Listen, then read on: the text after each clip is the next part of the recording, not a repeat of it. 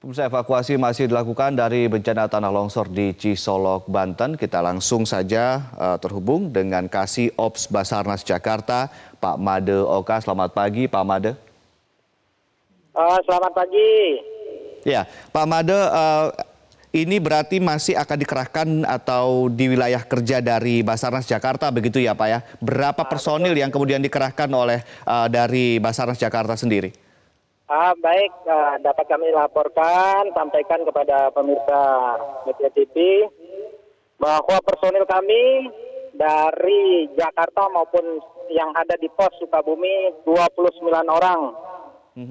Sementara untuk saat ini personil yang sudah di lokasi TNI, Polri, kemudian 252 termasuk Bapak Kapolres Sukabumi, kemudian Pak Dandim, kemudian dari Pemda Sukabumi. Demikian Pak Ade. Baik, Pak Made, apakah akan ada bantuan personil mungkin dari Basarnas Jawa Barat atau wilayah Bandung misalnya? Untuk saat ini karena luasan area kurang lebih 300 kali 100 meter, kita maksimalkan dengan personil yang ada di sini.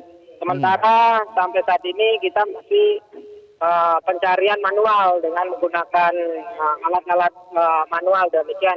Sementara eskavator dari PU, BPBD mengkoordinasikan ke pemerintah daerah ini eskavator dalam perjalanan. Kemudian Pak Dandim juga untuk eskavator dalam perjalanan. Demikian Pak Ade.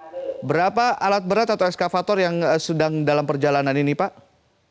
Sementara 2, karena ini eskavatornya besar. Cuma kalau kita lagi mikirkan bagaimana akses ke lokasi untuk eskavator ini, karena dari jalan besar untuk ke lokasi medannya hanya beberapa meter. Demikian Pak Ade.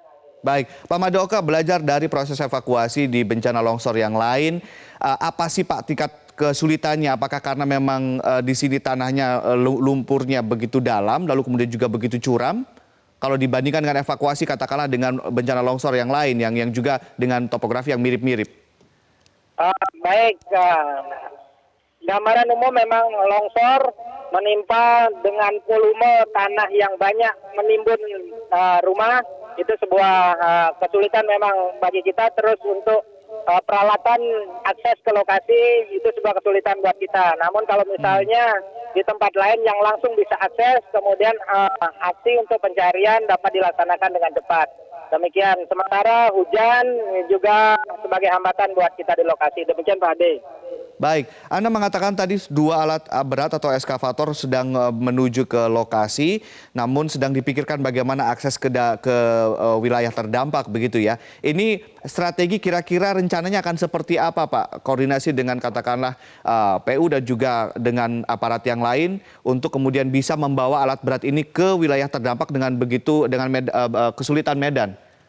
Nanti kami akan koordinasikan bersinergi dengan pemerintah daerah, kemudian dari pihak Pak Dandim, kemudian Pak Kapolres, beserta dengan pemerintah daerah dalam hal ini PU dan BPBD. Kami akan mencarikan jalan yang terbaik sehingga eskavator, baik apakah nanti eskavator yang bisa masuk itu adalah dengan eskavator yang kecil, kami akan lebih sinergikan koordinasikan di lokasi. Demikian Pak Ade. Baik, Pak Made, Anda tadi mengatakan akan mengerahkan atau sudah di lokasi sudah 252 personil gabungan, lalu akan ditambah 29 orang lagi dari Jakarta dengan wilayah 300 kali 100 wilayah terdampak. Ini kalau dilihat dari secara historis kejadian demi kejadian longsor, apakah ini bisa dikatakan wilayah yang terdampak ini besar atau seperti apa, Pak? Dari gambaran longsoran mahkota ini melalui persawahan, kemudian dari persawahan mengenai beberapa rumah yang jadi longsoran. Demikian. Cuma jaraknya kurang lebih dari titik longsoran hingga ke akhir longsoran kurang lebih 300 meter. Demikian Pak Ade. Baik. Berarti ini bisa dikatakan skala besar atau kecil nih Pak untuk longsoran ini? Karena tadi Anda mengatakan dengan 252 personil saja sudah cukup atau mengoptimalkan personil yang ada begitu? Sementara kami maksimalkan dulu untuk tim yang ada di sini. Jika nanti ada tambahan personil, kami manfaatkan untuk pembagian sektor di masing-masing. untuk melaksanakan pencarian. Sementara saat ini kita petakan dulu di mana kira-kira rumahnya dan berapa orang dalam satu rumah yang terdampak kami sedang petakan. Demikian sebagai awal gambaran. Demikian Pak Ade. Baik, Pak Made, kita dapat informasi dari lapangan bagaimana korban dievakuasi dengan cara estafet. Ini bisa dijelaskan tidak Pak, gambaran secara luas bagaimana mekanisme evakuasi sementara dilakukan sejauh ini Pak? Di mana titik posko terakhir untuk evakuasi dan bagaimana proses membawanya? Baik, untuk dari lokasi kita yang seperti yang kami sampaikan tadi, bahwa ini masih sistem manual, kita cari bahwa titik-titik yang curigai yang bisa langsung kita evakuasi secara manual, kita lakukan terus, kemudian selanjutnya bagi korban yang kita temukan, kita evakuasi menuju kerabat keluarga dari korban yang kita temukan. Demikian Pak Ade. Jadi tidak sejauh ini belum ada posko atau tempat-tempat memang yang dikhususkan untuk evakuasi korban atau seperti apa Pak? Sampai saat ini sudah kami ini Basarnas sebagai komendernya adalah pemerintah daerah. Kami membantu pemerintah daerah dalam tanggap darurat bencana ini. Nanti akan disinergikan oleh pemerintah daerah. Satu tempat sudah disiapkan untuk tim pencarian dan pertolongan untuk di satu titik yang semua akan dilaksanakan koordinasi di satu titik tersebut.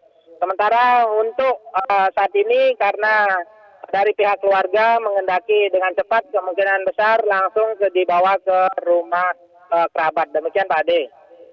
Baik, terima kasih untuk sementara Pak Made Oka.